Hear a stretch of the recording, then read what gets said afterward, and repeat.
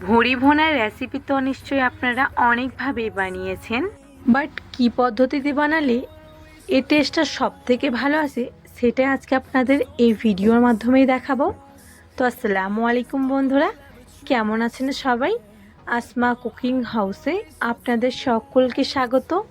আর আজ আমাদের রেসিপি গরুর ভুঁড়ি ভোনা বা বট ভোনা। সেই জন্য সবার প্রথমে এখানে নিয়ে নিয়েছি 500 গ্রামের মতো গরুর ভুঁড়ি। আর ভুঁড়িটাকে আমি কতটা ছোট করে কেটেছি সেটা নিশ্চয়ই আপনারা দেখতেই পাচ্ছেন। এরপর এটাকে সাইডে রেখে দেব। এরপর সাইডে চুলার মধ্যে একটা প্রেসার কুকার বসিয়ে ওর মধ্যে কেটে রাখা ভুঁড়িগুলো দিয়ে দেব। আর দিয়ে দেব অল্প একটু লবণ আর অল্প একটু হলুদের গুঁড়ো আর সামান্য সর্ষের তেল। এরপর একবার নাড়াচাড়া করে নেব। মশলাগুলো মিশে গেলেই ওর মধ্যে দিয়ে দেব পরিমাণ মতো পানি। পানিটা দিয়ে আর একবার নেড়েচেড়ে নিয়ে প্রেসার কুকারের ঢাকনাটা বন্ধ করে দেব। এবার সিটি ওঠার অপেক্ষা করব। 5 থেকে 6টা সিটি উঠিয়ে নেব। 6টা সিটি উঠে গেছে। এবার প্রেসার কুকারের ঢাকনাটা খুলে নেব।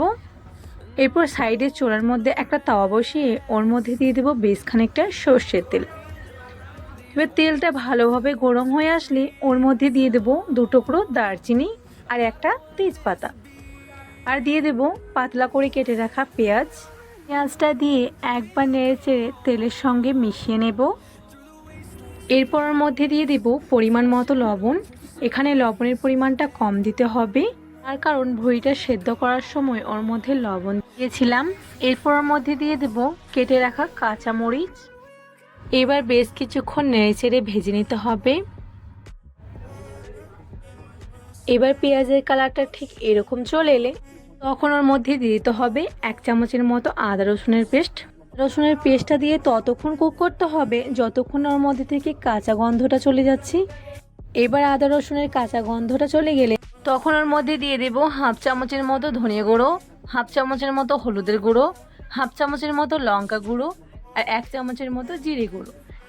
সমস্ত মশলাগুলো দিয়ে ভালোভাবে নেড়েচেড়ে ফ্রাই করে নিতে হবে। এবার মশলাগুলো যাতে তলায় না লেগে যায় সেই জন্য যেই ভুঁড়ি সিদ্ধ করে রাখার ঝোলটা ছিল সেটা অল্প একটু ওর মধ্যে দিয়ে দেব।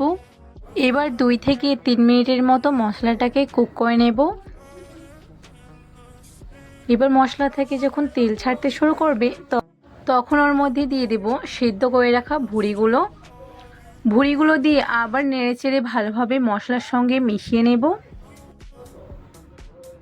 মশলার সঙ্গে ভুঁড়িগুলো ভালোভাবে মিশে গেলে তখন ওর মধ্যে বাকি যে ঝোলটুকু ছিল সেটুকু ওর মধ্যে দিয়ে দেব। এবার ঝোলটা দিয়ে আবার বেশ কিছুক্ষণ নেড়েচেড়ে মিশিয়ে নেব। ভালোভাবে মিশে গেলে এরপর ঢাকা দিয়ে রান্না হতে দেব 3 মিনিটের মতো।